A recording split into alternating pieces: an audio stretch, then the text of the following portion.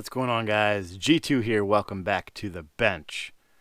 Today we are going to be doing a little review slash, monologue about a tool that every gun owner needs to have. Okay, we all have, hopefully, a set of Allen wrenches, hex keys, whatever you want to call them, in SAE, metric, and star. You have to have all three of them because they're using all of them now. If it's coming from China, if it's coming from the US, SIG has the tendency to use star bits a lot, so it's good to have something with all of them covered. Now, on top of that, to take it one step further, installing your components like your grips, your optics, your handrails, your angled foregrips, your vertical foregrips, anything else that uses that hex key, what you need to have is a torque wrench. Okay, do yourself a favor and buy yourself a torque wrench. Now, this is called the f.a.t wrench.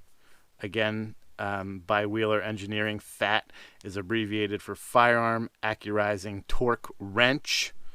And guys, this thing is worth its weight in gold. If you've ever had a screw back out, you're zeroing your rifle, you got it zeroed, and then all of a sudden you lose it. And you're thinking maybe it's the optic, maybe it's the bullets, maybe the barrel's warm, maybe there's something going on. Come to find out, your screw backed out and your optic is wobbly, and that's why now you're shooting all over the place. Or you're shooting again, bench shooting, right? And you've got your angled foregrip on here, your bag sitting behind your foregrip. Next thing you know, you pick up your gun and the foregrip falls out. Happened to everybody. It's happened to me. I'm sure it's happened to you guys as well. The common thing to do is to hit it up with this, right? We drop a little blue Loctite on it, call it a day.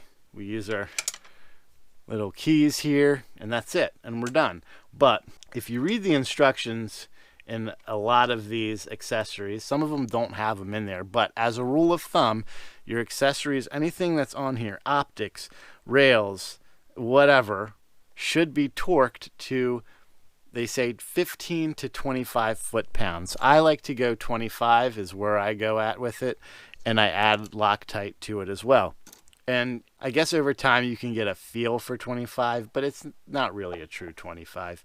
And this thing gives you a true 25. And it's just as easy as this. If you can see here where that red line is, we've got this set to 25 right now. If you pull out this black and you bring it down, we can set it to 20. We can set it back up to 25. We can set it all the way up to 60. I don't really know what you would be torquing at 60 foot-pounds on at least what we're dealing with. But in terms of accessories and attachments, you're pretty much going to live in the 15 to 25 range, unless otherwise specified by the manufacturer. So just to show you how this works, we've got our handrail on here that uses these hex screws, right? So we set our guy to 25, and as we put this in here and we torque, you'll know you get there because you'll hear a click. See? So we're set up at 25. Okay? So that was the hex. Now, as I mentioned, you can also use for star bits. Essentially, it comes with these bits that you see right here. Also comes with a socket attachment that you can use.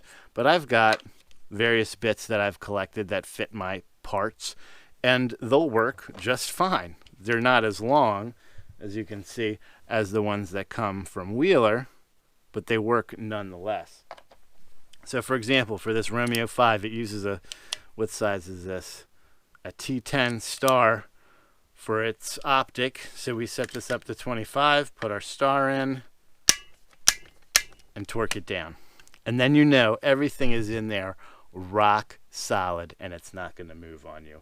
Now this thing is on sale right now in Amazon for, I want to say, somewhere between $35 and $38. Usually it's $45, and this, guys, is well worth it. It's a lot of fun. You get one of these and go through every one of your attachments, and I promise you, 95% of what you have is under-torqued. I guarantee it. If I'm wrong, prove me wrong. Leave a comment in the comment section below and tell me that I'm wrong. But I think I'm going to be right. So it's great to throw in your range bag too. I wouldn't say you wouldn't need more than one of them. If you got the cash, man, spend it. Get yourself two. One for the range bag, one for the bench. And that, ladies and gentlemen, is one of my many tips on items that you absolutely need to have. Until next time, make sure that you're practicing safe weapon handling at all time and treating every weapon as if it was loaded. God bless America. G2 out.